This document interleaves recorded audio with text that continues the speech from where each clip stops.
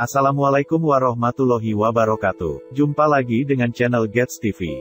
Kali ini Gets TV mau ajak kamu sedikit merenung soal kiamat. Akhir dari segalanya, akhir dari seluruh alam semesta. Namun sebelum lanjut, yuk subscribe channel Gets TV agar kamu selalu update video-video kami. Kiamat. Apa yang kamu pikirkan, seandainya kamu tahu besok akan kiamat?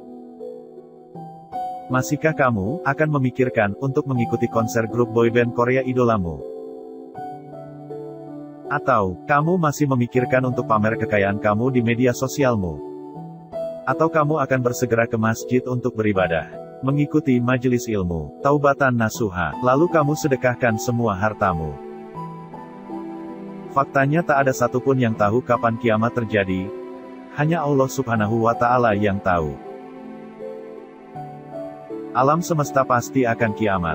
Akan tetapi para ilmuwan berbeda pendapat tentang gambaran seperti apa kiamat itu akan terjadi. Di sini kita akan membahas pendapat ilmiah soal gambaran kiamat mana yang mendekati dengan apa yang disebutkan dalam Al-Quran. Tentu saja kami tidak berani mengatakan bahwa salah satu gambaran kiamat tersebut sesuai dengan firman Allah dalam Al-Quran.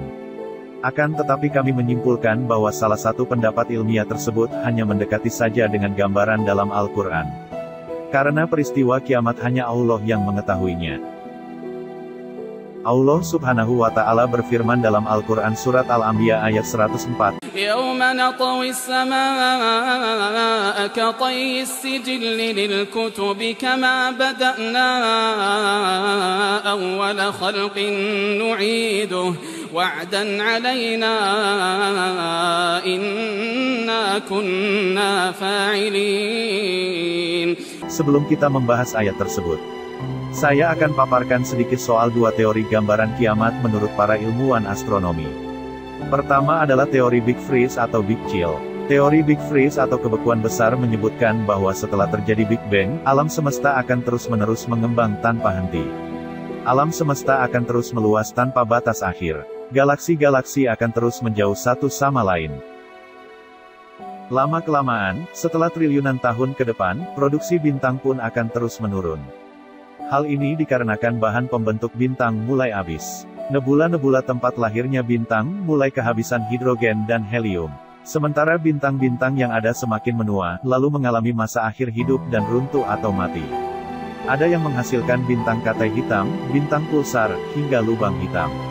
Tergantung masa bintangnya itu sendiri. Jarak antar galaksi akan menjadi sangat jauh. Alam semesta akan dipenuhi bintang mati dan lubang hitam. Suhunya terus menurun, makin gelap dan tak memungkinkan lagi untuk kehidupan. Triliunan tahun kemudian, gravitasi lubang hitam pun akan mulai memakan dirinya sendiri karena sudah tak ada materi lagi yang dihisap. Hingga akhirnya hilang tanpa bekas. Galaksi pun mulai runtuh. Pada akhirnya alam semesta hanya kosong, gelap, sepi dan kembali dalam ketiadaan. Inilah akhir dari alam semesta menurut teori Big Freeze atau kebekuan besar. Ilmuwan fisika astronomi yang mendukung teori kebekuan besar atau Big Freeze ini salah satunya adalah Stephen Hawking. Reputasinya di bidang astronomi dan fisika memang sudah tak dapat diragukan lagi. Akan tetapi pendapat-pendapatnya yang menolak eksistensi Tuhan mungkin salah satu yang tidak bisa kita terima. Untuk masalah kenapa banyak ilmuwan yang akhirnya menjadi ateis, nanti akan saya bahas di video lainnya. Yang kedua adalah teori rengkuhan besar atau The Big Crunch Theory. Teori Big Crunch memandang bahwa alam semesta terus mengembang hingga saat ini sebagai konsekuensi dari Big Bang atau ledakan besar yang menjadi awal dari kelahiran alam semesta, yang dimulai sekitar 13,7 miliar tahun lalu. Setelah Big Bang, alam semesta terus mengembang hingga saat ini. Melahirkan miliaran galaksi, bintang-bintang dan planet-planet. Dan kelahiran bintang-bintang pun terus terjadi hingga saat ini, sebagaimana kelahiran makhluk hidup di planet bumi. Akan tetapi alam semesta tidak akan mengembang selamanya.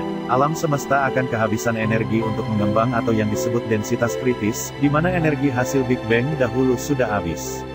Lalu alam semesta sangat luas, kali ini akan segera menyusut kembali menuju singularitasnya, seperti saat awal sebelum Big Bang, dan pada akhirnya hilang dan musnah. Hal ini bisa kita analogikan saat kita meniup balon. Saat kita tiup balon tersebut hingga mengembang, namun ternyata kita kehabisan nafas saat meniupnya, dan akhirnya balon tersebut mengempis kembali. Teori Big Crunch atau rengkuhan besar memang mendapat beberapa penolakan dari para ilmuwan. Salah satunya berkaitan dengan hukum kekekalan energi dan materi. Karena secara ilmiah bahwa materi dan energi itu tidak diciptakan dan tidak dapat dimusnahkan, hanya berubah wujud dari wujud satu ke wujud lainnya. Lalu teori kiamat seperti apa yang mendekati apa yang Allah gambarkan dalam firman-Nya di surat Al-Anbiya ayat 104? Jika kita melihat pemaparan dua teori ilmiah soal kiamat di atas, maka saya berkesimpulan bahwa teori Big Crunch lah yang paling mendekati gambaran kiamat pada Al-Quran tersebut. Hal ini karena saya beralasan yaitu satu. Big Crunch bisa terjadi kapan saja, tanpa bisa diprediksi oleh siapapun. Bisa saja besok, nanti sore, 10 tahun lagi, 100 tahun lagi, 1000 tahun lagi, atau saat video ini selesai ditonton. Hal ini berbeda dengan teori Big Freeze yang harus menunggu triliunan tahun, padahal menurut Al-Quran dan hadis telah menyebutkan bahwa tanda-tanda kiamat sudah makin dekat. Kedua, teori Big Crunch mendekati gambaran bahwa langit akan digulung seperti kertas digulung. Allah Subhanahu wa Ta'ala mencoba menggambarkan kepada kita bagaimana suasana kiamat kelak dilihat dari sudut pandang di bumi. Seandainya kamu mengalami masa kiamat kelak, maka mungkin kamu akan melihat seolah bintang-bintang di langit runtuh, dan langit seperti sedang diseret atau ditarik oleh sesuatu, sehingga seperti gambaran saat kita melihat karpet atau terpal yang sedang digulung. Ketiga, teori Big Crunch menggambarkan alam semesta kembali seperti pada awal terciptanya. Hal ini tentunya mendekati apa yang Allah firmankan dalam Al-Quran surat Al-Anbiya ayat 104, sebagaimana kami kembalikan seperti penciptaan semula. Keempat, baik energi maupun materi, itu merupakan makhluk Allah, yang Allah ciptakan. Semuanya pasti ada akhirnya, tak ada yang abadi kecuali Allah Subhanahu wa Ta'ala, zat yang tidak berawal dan tidak berakhir. Sebenarnya saya tidak berani menyimpulkan bahwa teori Big Crunch ini benar-benar sesuai dengan Al-Quran.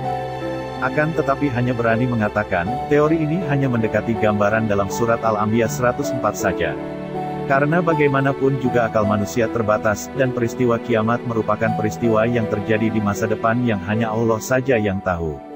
Wallahu alam bisawab. Semoga video ini bermanfaat. Jika kamu menyukai video ini, silahkan bagikan ke akun media sosialmu. Wassalamualaikum warahmatullahi wabarakatuh.